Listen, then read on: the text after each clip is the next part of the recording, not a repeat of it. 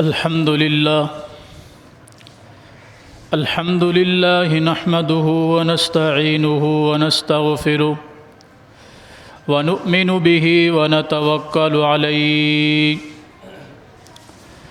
ونعوذ بالله من شرور أنفسنا ومن سيئات أعمالنا من يهده الله فلا مضل له ومن يضلله فلا هادي له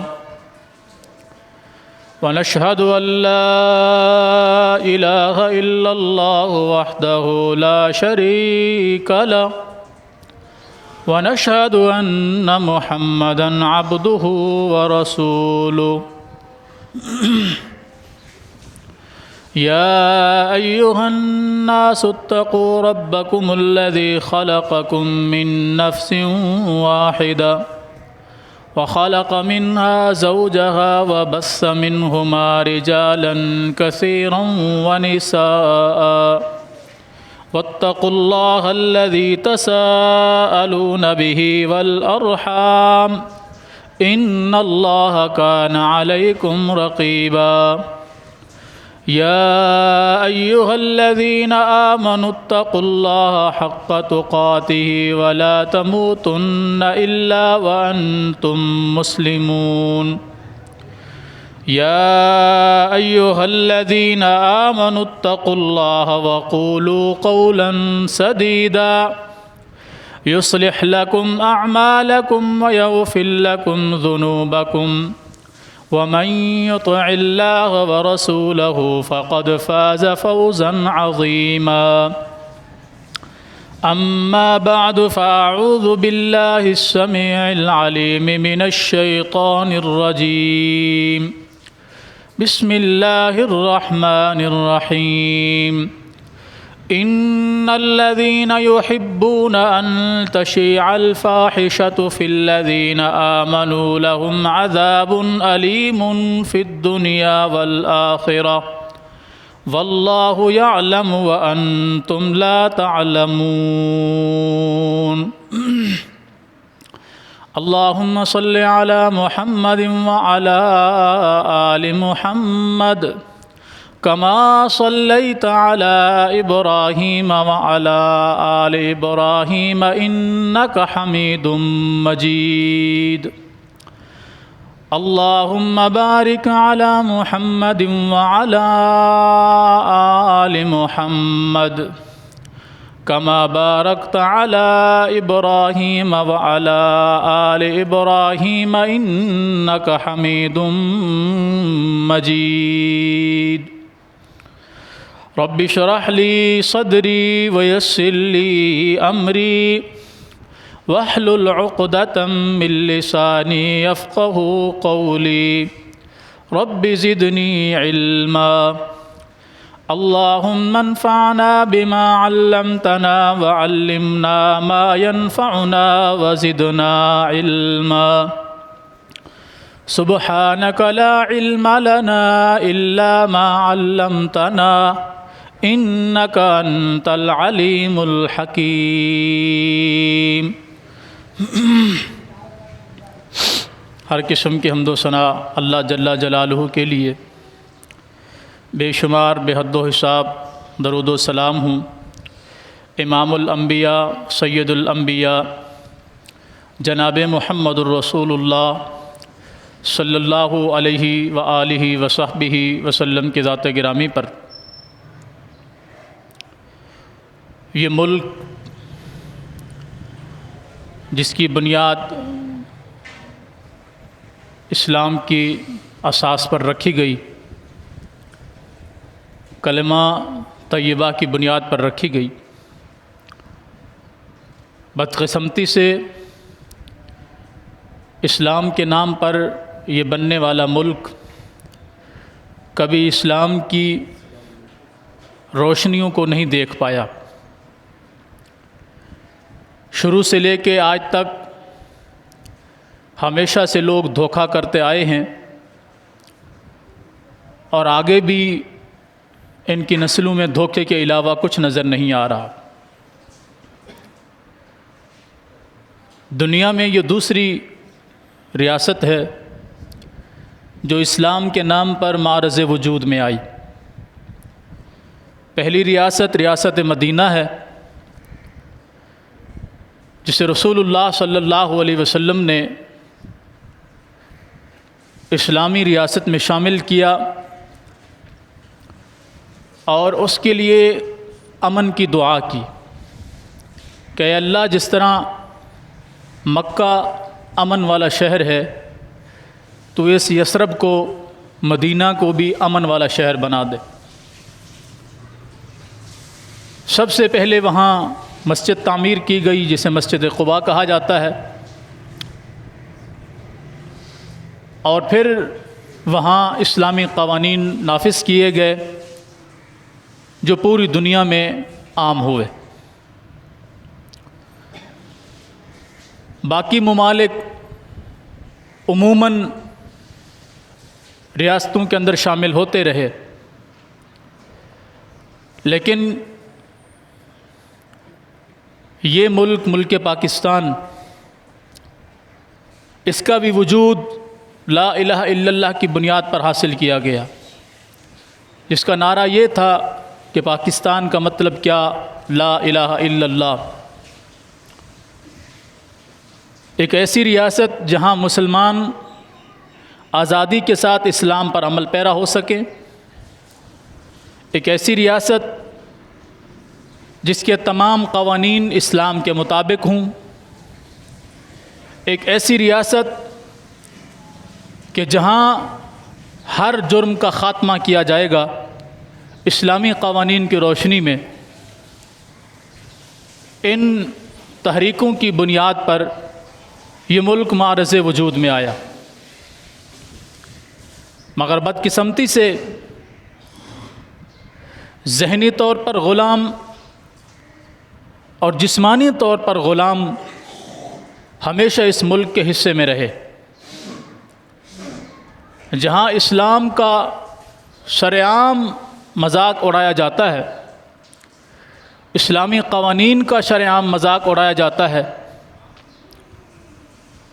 اور وہ اسمبلیاں، وہ پارلیمنٹ جہاں ملک کی تقدیر کے فیصلے کیے جاتے ہیں، وہاں اسلام کے خلاف بھی بل پاس کیے جاتے ہیں اور انہیں قبول بھی کیا جاتا ہے۔ آپ پیچھے اس ملک کی تاریخ پر نظر ڈالیں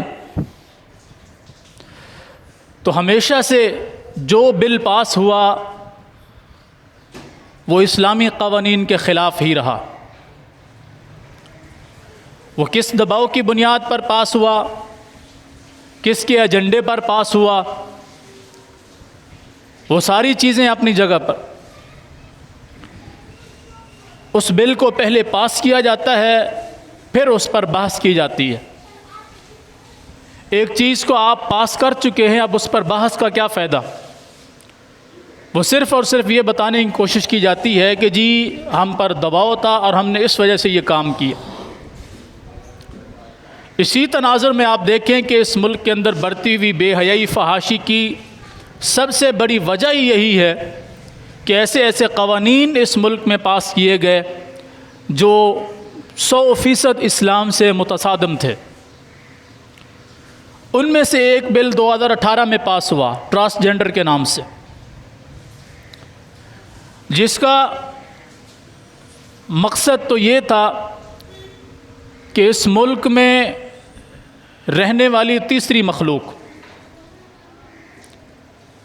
مطلب ایسی مخلوق، ایسے لوگ جو نہ مرد ہیں نہ عورتیں ہیں، جسے مخنث کہا جاتا ہے یا عام فہم زبان میں ہجڑا کہا جاتا ہے، ان کے حقوق کے تحفظ کے لیے اس بل کو پاس کیا گیا کہ انہیں کوئی شناخت دی جائے، انہیں کچھ تحفظات دیے جائیں، انہیں اس ملک کے اندر جینے کا حق دیا جائے۔ یہ اس بل کے اصل جو مقاصد تھے وہ کچھ اور تھے، لیکن آڑ لی گئی ان لوگوں کو تحفظ فراہم کرنے کی۔ آپ اندازہ لگائیں،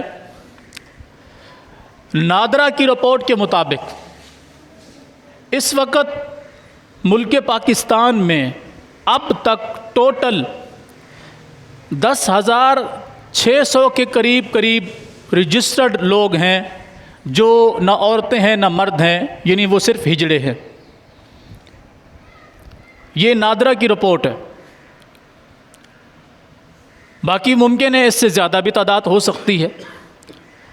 23 کروڑ کی آبادی میں ٹوٹل یہ تعداد ہے جن کی آڑ میں یہ بل پاس کیا گیا، لیکن اصل اس بل کا مقصد اس ملک میں اسلامی قوانین کو، اسلامی تشخص کو، اسلامی ثقافت کو، مرد اور عورت کے درمیان جو بنیادی اسلامی فرق ہے یا جو اللہ نے فرق رکھا ہے اس کو ختم کرنے کی کوشش کی گئی۔ پاور آف اٹارنی جنرل سے جب پوچھا گیا کہ اس بل کو پاس کرنے کے بعد اس کا رزلٹ کیا نکلا، تو اس نے جواب دیا 2018 میں یہ بل پاس ہوا، تب سے لے کے اب تک 28,900 لوگوں نے اپنی جنس کو تبدیل کیا۔ جو اس بل کا اصل مقصد تھا وہ ہوا، اور وہ کیا ہوا کہ کوئی بھی مرد جو پیدائشی طور پر لڑکا پیدا ہوا، مرد پیدا ہوا، وہ اچھا خاصا کمانے والا ہو، تندرست آدمی ہو، لیکن اس کا دل چاہتا ہے کہ میں عورت اپنے آپ کو کہوں، تو اسے قانونی تحفظ دینے کے لیے یہ بل پاس کیا گیا۔ آپ قرآن کریم کو پڑھیں تو اللہ رب العالمین نے جہاں شیطان کا ذکر کیا کہ وہ تمہارا دشمن ہے، وہاں شیطان کی چالوں میں سے ایک چال یہ بھی تھی کہ میں انہیں حکم دوں گا کہ فَلَا يُغَيِّرُنَّ خَلْقَ اللَّهِ، یہ اللہ کی تخلیق میں تبدیلی پیدا کر دیں گے۔ اللہ نے جس حالت میں ان کو پیدا کیا ہوگا یہ اس میں تبدیلی کریں گے، میں انہیں یہ حکم دوں گا۔ وَلَآمُرَنَّ فَلَيُبَتِّكُنَّ آذَانَ الْأَنْعَامِ، یہ جانوروں کے کانوں کو چیریں گے اور اپنی حالت کو تبدیل کر دیں گے۔ تو اس آیت کا مصداق وہ لوگ بنے، اور 28,900 میں سے 16,800 کے قریب صرف وہ مرد ہیں جو اوریجنل طور پر مرد تھے، مگر ان کے جذبات، ان کے خیالات میں یہ تھا کہ جی ہمیں اب عورت بننا چاہیے۔ تو نادرہ کو یہ جرت نہیں ہے کہ وہ ان سے کوئی ثبوت مانگے، ان کی خواہش ہے کہ ہم آج سے عورت ہیں، تو نادرہ نے ان کے شناختی کارڈ میں ان کو جنس کے اندر مرد نہیں لکھا بلکہ عورت لکھا۔ یہ اصل ایجنڈا تھا جو اس ملک کے اندر نافذ کیا گیا۔ آپ پہلے سن چکے ہیں کہ 10,900 کے قریب اس ملک کے اندر رجسٹرڈ وہ لوگ ہیں جو نہ مرد ہیں نہ عورتیں ہیں، اللہ کی تخلیق ہیں وہ بھی، لیکن اس بل کی آڑ میں 16,000 سے اوپر 17,000 کے قریب مردوں نے اپنے آپ کو عورت شمار کرانے کے لیے قانونی تحفظ حاصل کیا۔ یہ وہ اسلام کے متصادم چیز ہے جو بالکل ایسی ہے کہ جس کے متعلق رسول اللہ صلی اللہ علیہ وسلم نے فرمایا تھا کہ 3 قسم کے لوگ اللہ کی جنت کی خوشبو کو بھی نہیں پا سکیں گے۔ اللہ تعالیٰ انہیں نظر رحمت سے بھی نہیں دیکھے گا، اور اللہ تعالیٰ ان سے ہم کلام بھی نہیں ہوگا۔ 3 قسم کے لوگ، ان میں سے ایک وہ ہے جو ماں باپ کی نافرمانی کرنے والا ہو، اللہ اس سے نہ ہم کلام ہوگا، نہ اسے گناہوں سے پاک کرے گا، نہ اس پر اپنی نظر رحمت فرمائے گا۔ اور دوسرا دیوس، یعنی ایسا آدمی کہ جس کے اہل خانہ میں سے وہ بہن ہو، بیٹی ہو، ماں ہو، بیوی ہو، اس کے محرم رشتوں میں سے جو اس کی کفالت کے اندر موجود ہیں، وہ بغیر پردے کے گھر سے باہر جائیں اور اسے اس بات کی کوئی پرواہ نہ ہو، اسے دیوس کہا جاتا ہے۔ جو یوں سمجھے، دوسرے لفظوں میں اگر آپ اس کا اردو ڈکشنری میں معنی ڈھونڈیں دیوس کا، تو بغیرتوں کا بھی باپ نکلتا ہے۔ فرمایا یہ وہ آدمی ہے کہ جس کو اللہ نہ گناہوں سے پاک کرے گا، نہ اس پر نظر رحمت سے دیکھے گا، اور نہ اس سے ہم کلام ہوگا۔ اور تیسری قسم وہ ہے والرجلا، وہ عورت جو حقیقی طور پر عورت ہے مگر وہ چال ڈھال، لباس اور شکل و صورت میں مردوں کی مشابہت کرنا چاہتی ہے، یا وہ مرد جو حقیقی طور پر مرد ہے مگر وہ چال ڈھال، لباس اور شکل و صورت میں کے حساب سے اپنے آپ کو عورت کے مشابہت کرنا چاہتا ہے۔ اللہ کے رسول صلی اللہ علیہ وسلم فرماتے ہیں اللہ اس بندے کو نہ گناہوں سے پاک کرے گا، نہ اس پر نظر رحمت کرے گا، اور نہ اس سے ہم کلام ہوگا۔ تو اس ملک میں 2018 کے اندر پاس ہونے والے اس بل کے بعد 16,900 لوگوں نے جو حقیقی طور پر مرد تھے انہوں نے اپنے آپ کو عورت بنا دیا۔ صرف یہ عورت نہیں بنایا، اس قانون کے اندر انہیں کیا کیا تحفظ حاصل ہوگا یہ بھی میں آگے بتاؤں گا۔ 12,000 کچھ کی تعداد ہے جو اوریجنل طور پر خواتین تھیں، اوریجنل طور پر وہ عورتیں تھیں، مگر قانونی طور پر انہوں نے اپنے آپ کو مرد بنا لیا کہ اب سے انہیں مرد شمار کیا جائے، انہیں مردوں والے حقوق دیے جائیں، اور قانونی طور پر انہیں یہ تحفظ دیا گیا ہے۔ اور جن لوگوں کے لیے یہ قانون بنایا گیا تھا، جن لوگوں کے لیے یہ قانون بنایا گیا تھا کہ یہ ایسے لوگ ہیں جو نہ مردوں میں شمار ہوتے ہیں نہ عورتوں میں شمار ہوتے ہیں، تو ان لوگوں کو لوگ جو ہے وہ ناچ گانے میں استعمال کرتے ہیں یا ان کو حقارت کی نگاہ سے دیکھتے ہیں، لہٰذا انہیں تحفظ دیا جائے۔ ان کی آڑ میں دوسرے لوگوں کو تحفظ دیا گیا، تو ان کے لیے جو قانون بنایا گیا تھا ٹوٹل 2018 سے لے کے اب تک صرف 18 ایسے لوگوں نے اپنے آپ کو رجسٹرڈ کیا جنہوں نے کہا کہ ہم مرد تو نہیں ہیں لیکن ہم مردوں کی مشابہت رکھتے ہیں، لہٰذا ہمیں مردوں کا درجہ دیا جائے۔ اور 12 ایسی جو ہے نہ مرد خواتین تھیں جو نہ مرد تھیں نہ عورتیں تھیں، لیکن ان کی مشابہت عورتوں سے زیادہ ملتی تھی، تو انہوں نے اپنے آپ کو عورتیں رجسٹر کروایا۔ 4 سالوں میں کتنا؟ ٹوٹل 30 لوگوں نے جن کے حق میں یہ قانون بنایا گیا تھا، وہ ٹوٹل 30 لوگ ہیں جنہوں نے اپنے آپ کو رجسٹر کروایا، لیکن اس کی آڑ میں 28,900 سے زیادہ مردوں اور عورتوں نے اپنی جنس تبدیل کروائی ہے۔ یہ وہ اللہ کے حکم کی نافرمانی اور اسلام کی کھلی دشمنی جو اس ملک کے اندر کی گئی۔ نقصانات کیا ہیں اس بات کے؟ جو بندہ حقیقی طور پر مرد ہے، حقیقی طور پر مرد ہے، اسے اب قانونی طور پر عورت شمار کیا جائے گا، تو وہ ان تمام مقامات پر جانے کا مستحق ہوگا جہاں عورتیں جا سکتی ہیں۔ مثلاً آپ باہر جاتے ہیں تو واش روم بنے ہوتے ہیں کہ یہاں صرف عورتیں جا سکتی ہیں، یہاں صرف مرد جا سکتے ہیں۔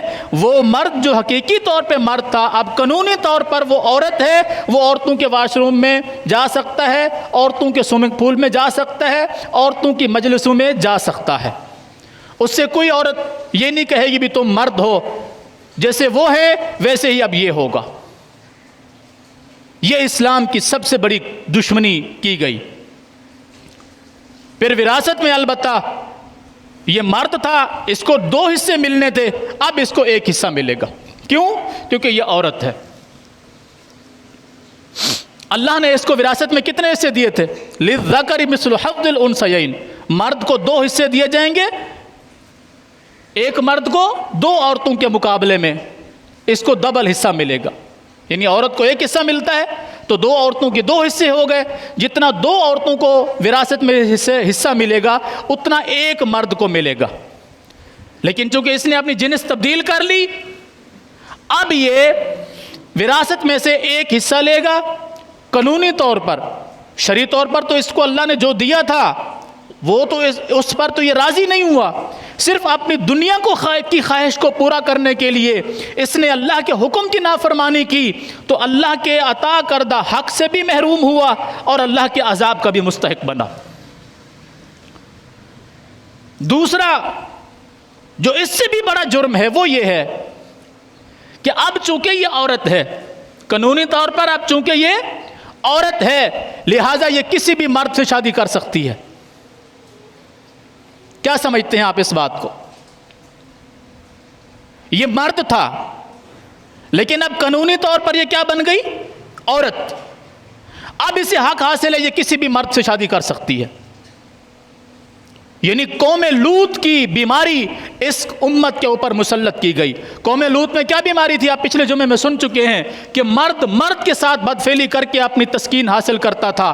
اب یہ بدبخت جسے اللہ نے مرد بنایا تھا، اس نے قانونی طور پر اپنے آپ کو عورت بنا دیا ہے، اب یہ مرد سے شادی کر سکتا ہے۔ تو یہ پہلے مرد ہے تو مرد سے شادی کرے گا تو قوم لوط کی بیماری کس میں آئے گی؟ جسے مغرب کا ایجنڈا یہ کہتا ہے کہ ہم جنس پرستی، کہ مرد کے ساتھ اپنی خواہش پوری کر سکتا ہے، عورت کے ساتھ اپنی خواہش پوری کر سکتی ہے، اسے ہم جنس پرستی کہا جاتا ہے۔ اور یہ اصل اس بل کا مقصد تھا۔ اور اللہ نے قرآن میں کیا فرمایا؟ ان الذین یحبون ان تشیع الفاحشہ، بے شک وہ لوگ جو اس بات کو پسند کرتے ہیں کہ وہ ایمان والوں کے اندر بے حیائی کو عام کریں، ان کے لیے دنیا میں بھی عذاب ہے، آخرت کے اندر بھی عذاب ہے، اور اللہ سب کچھ جانتا ہے، تم کچھ بھی نہیں جانتے۔ یہ قانونی طور پر عورت ہے، عورتوں کی تقریب میں شامل ہو سکتا ہے، عورتوں کے مقامات پر یہ جا سکتا ہے، بحیثیت عورت یہ کسی مرد سے شادی بھی کر سکتا ہے۔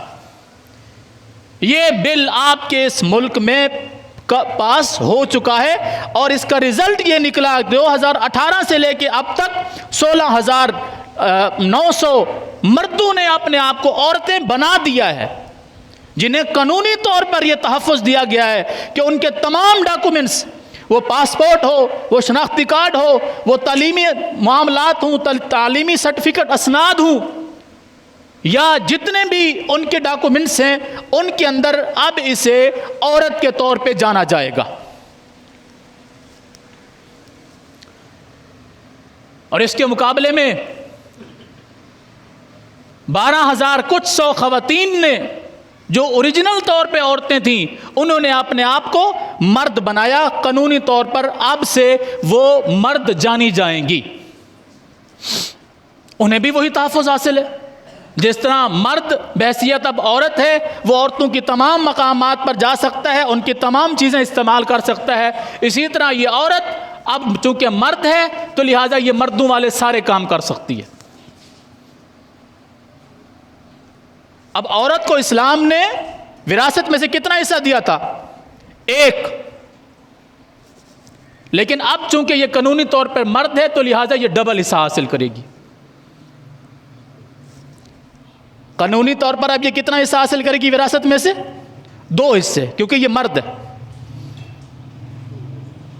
اور پھر یہ مردوں والے تمام کام کرے گی، یہاں تک کہ یہ چاہے تو کسی عورت سے شادی کر لے۔ پہلے یہ کیا تھی؟ عورت۔ اب یہ قانونی طور پہ مرد ہے، حقیقت میں یہ کیا ہے؟ عورت۔ قانونی طور پر یہ کیا ہے؟ مرد۔ اب یہ مرد کسی بھی عورت سے شادی کر سکتا ہے۔ جس طرح مرد سے بدفعلی کرے گا، اسی طرح عورت سے بدفعلی کرنے کی قانونی طور پر مجاز ہوگی۔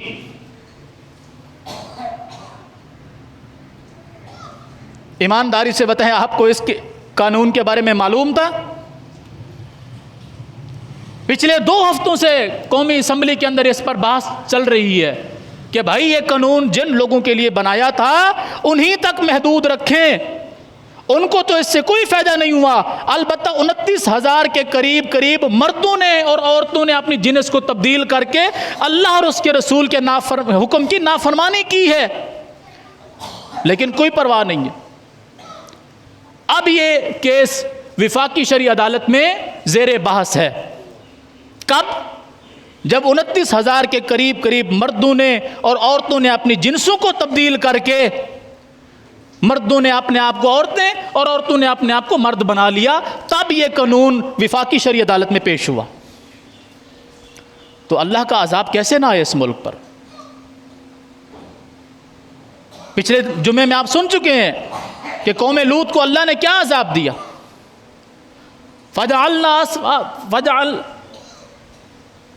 اللہ رب العالمین نے فرمایا کہ مسومۃ عند ربک وما ہی من الظالمین ببعید، اللہ نے ان پر پتھروں کی بارش کی اور ان پتھروں کے اوپر نشان لگے ہوئے تھے، یہ فلاں کو لگے گا، یہ فلاں کو لگے گا، یہ فلاں کو لگے گا۔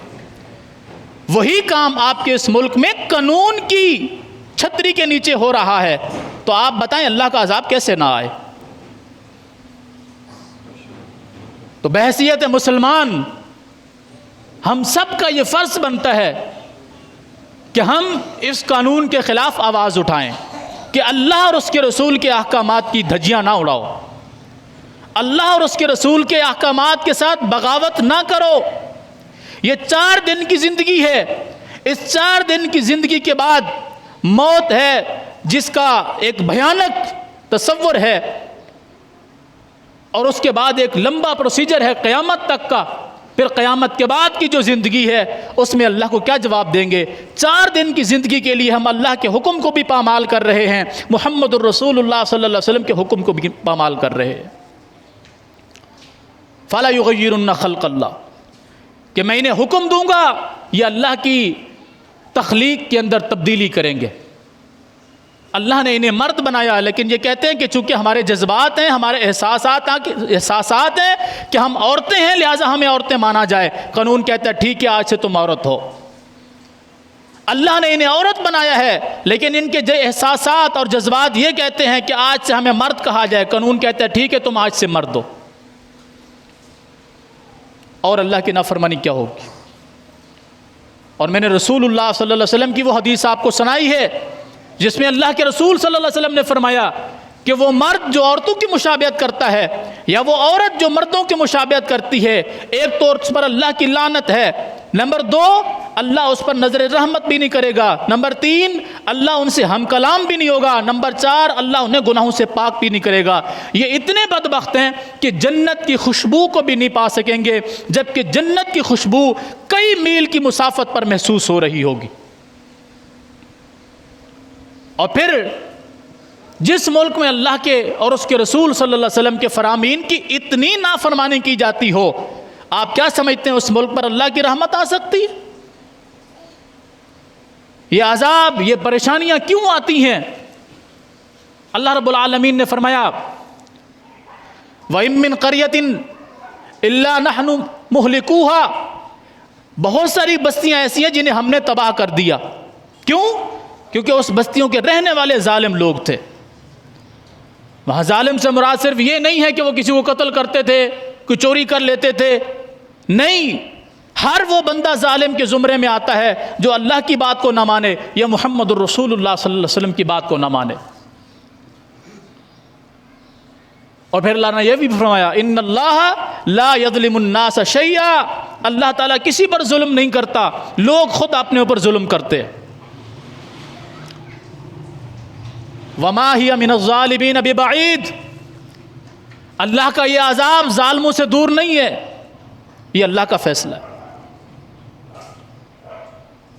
4 سال میں یہ قانون پاس ہوا، 29,000 کے قریب مردوں اور عورتوں نے اپنی جنس کو تبدیل کیا، قانون نے اسے تحفظ دیا، اور ہم کہتے ہیں بس یہ اچانک سے اللہ کا کوئی جو نہ کوئی آزمائش سی آ جاتی ہے، ورنہ ایسا کوئی معاملہ نہیں ہے، یہ موسم کی وجہ سے ایسا ہو جاتا ہے، فلاں وجہ سے ایسا ہو جاتا ہے۔ جو اصل اسباب ہے اللہ کے عذاب کے، وہ ہم دنیا کے سامنے رکھتے ہی نہیں۔ اللہ رب العالمین نے فرمایا کہ بھلا ہمیں کیا ضرورت ہے کہ ہم کسی قوم کو عذاب دیں جبکہ وہ ایمان والے ہوں؟ ہمیں کیا ضرورت کہ ہم کسی قوم کو عذاب میں مبتلا کریں اور وہ مومن ہوں؟ بھلا ایسا کیسے ہو سکتا ہے؟ یعنی ہمارا یہ قانون ہی نہیں ہے کہ ہم مومنوں کو عذاب میں ڈالیں، یہ اللہ کا فیصلہ ہے۔ ہمارا یہ قانون نہیں ہے کہ جو ہم سے محبت کرتے ہوں اور ہم انہیں عذاب میں ڈالیں. ہمارا یہ قانون نہیں ہے جو ہم سے استغفار کرتے ہوں اور ہم ان کو عذاب میں ڈالیں. وما کان اللہ معذبہم وہم یستغفرون. اللہ ایسے لوگوں کو عذاب نہیں دیتا جو اللہ سے استغفار کرنے والے ہوں, جو اللہ سے معافی مانگنے والے ہوں, جو اللہ کی طرف رجوع کرنے والے ہوں. اللہ ایسے لوگوں کو عذاب نہیں دیتا. تو پھر کس کو دیتا؟ جو اللہ سے بغاوت کرنے والے ہوں, جو سرکشی کرنے والے ہوں, جو اللہ اور اس کے رسول کی نافرمانی کرنے والے ہوں. وہ کسی بھی معاملے کے اندر نافرمانی ہو, وہ عبادات کے معاملے میں ہو, معیشت کے معاملے میں ہو, معاشرت کے معاملے میں ہو, کسی بھی معاملے میں اللہ اور اس کے رسول کی جب نافرمانی ہوتی ہے تو اللہ ایسے عذاب دیتا ہے. اور ہم سمجھتے ہیں یہ حادثاتی طور پر ایسا ہوتا ہے, ورنہ ایسا کوئی سبب نہیں ہے کہ جس کی وجہ سے اللہ کا عذاب آئے. تو بحیثیت مسلمان ہم سب حکومت وقت سے یہ مطالبہ کرتے ہیں کہ اللہ کے لیے اگر اس ملک سے اللہ کا عذاب ختم کروانا ہے تو اللہ اور اس کے رسول کی نافرمانی کو بند کیا جائے, اس قانون کو واپس لیا جائے, اور ان خبیث مردوں اور عورتوں کو جن مردوں نے اپنے آپ کو عورتیں اور جن عورتوں نے اپنے آپ کو مرد بنایا قانونی طور پر, اور قانون نے ان کو تحفظ دیا, انہیں سزا بھی دی جائے, اور ان کا یہ جو ان کو تحفظ دیا گیا وہ ختم کر کے ان کو واپس ان کی جنس میں بھیجا جائے. آپ سب تیار ہیں انشاءاللہ؟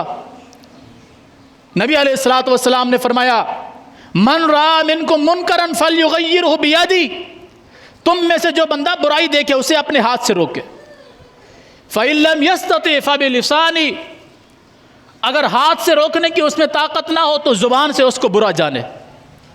فإن لم یستطع فبقلبہ, اگر زبان سے بھی اس برائی کو برا کہنے کی ہمت نہیں ہے تو دل میں کم از کم اس برائی کو برا جانو. فذلک اضعف الایمان, یہ کمزور ترین ایمان کی علامت ہے.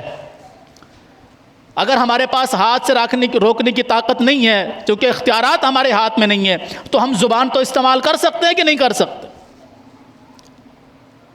میں نے آپ تک بات پہنچائی, آپ آگے پہنچائے, یہاں تک کہ حکمران بالا تک یہ بات پہنچے اور انہیں مجبور کیا جائے کہ اللہ کی اس نافرمانی کو واپس لو, اللہ کی فرما برداری میں آ جاؤ, اس سے قبل کہ اللہ اس پورے ملک کو تباہ کر دے. اور اس میں پھر ہم سب شامل ہوں گے.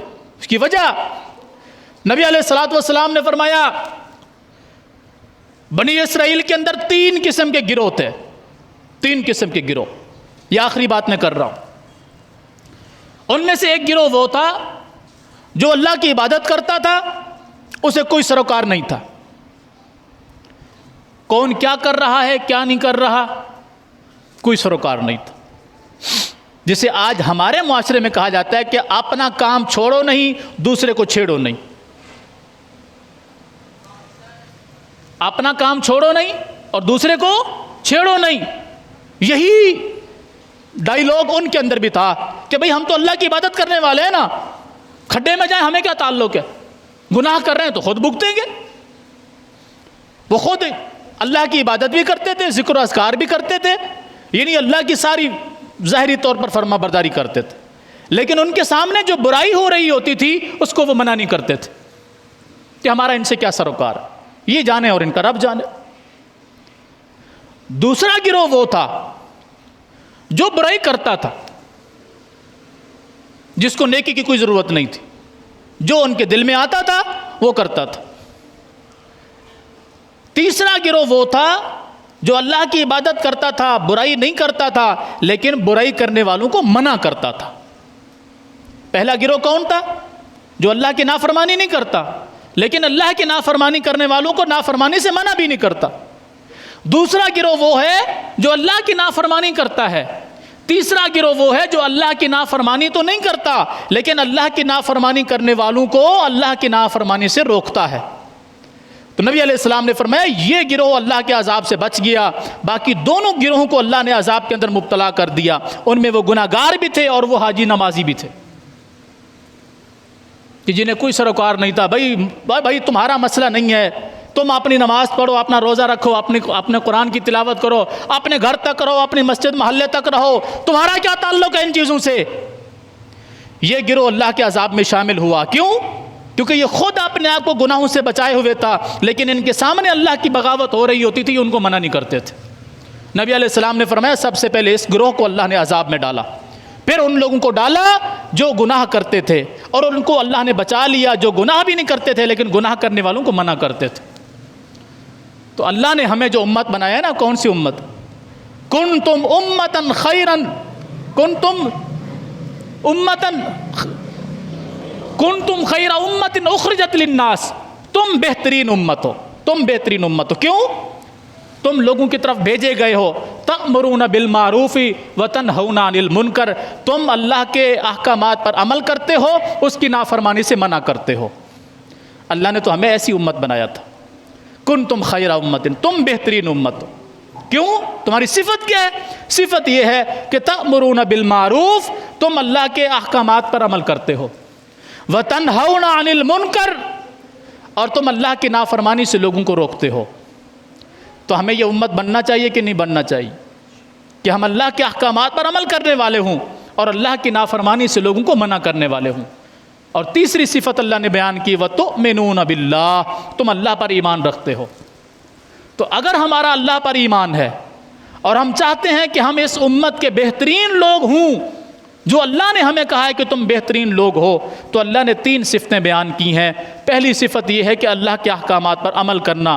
دوسری صفت یہ ہے کہ اللہ کے نافرمانوں کو نافرمانی سے باز رکھنا. اور تیسری صفت یہ ہے اللہ کی ذات پر ایمان رکھنا کہ ہمارے تمام معاملات کا ذمہ اللہ کے ذمہ ہے، وہی ہمارا خالق، مالک، رازق، داتا و دستگیر ہے، کوئی اس کے علاوہ ہمارے لیے کچھ نہیں کر سکتا. یہ 3 صفتیں اگر اس ایک امت کے اندر آ جائیں، وہ بہترین امت ہے جسے اللہ نے خیر امت کہا ہے. تو ہم سب بحیثیت مسلمان اس قانون کی مخالفت بھی کرتے ہیں اور اللہ سے دعا بھی کرتے ہیں کہ یا اللہ ہمیں توفیق دے، ہمیں طاقت دے کہ ہم اس کو ختم کرانے کی جستجو کر سکیں اور تیرے عذاب سے ہم بچ سکیں. اور ہم یہ پیغام لوگوں تک پہنچانا چاہتے ہیں کہ ایسا کوئی کام نہ کریں جو اللہ کے عذاب کا سبب بنے، وہ کسی اقتدار میں ہو یا وہ عوام کی شکل میں ہو. کوئی بھی انسان ایسا کوئی عمل نہ کرے جس سے اللہ کا عذاب ان پر واجب ہو جائے. اور اللہ رب العالمین ہمیں توفیق بخشے کہ ہم ساری زندگی اس کے اور اس کے رسول کے احکامات پر چلنے والے ہوں، اس کے اور اس کے رسول کی نافرمانی سے بچنے والے ہوں، لوگوں کو بھی نافرمانی سے بچانے والے ہوں، ان کو نیکی کا حکم دینے والے ہوں. اقول قولی ھذا واستغفر اللہ لی ولکم ولسائر المسلمین.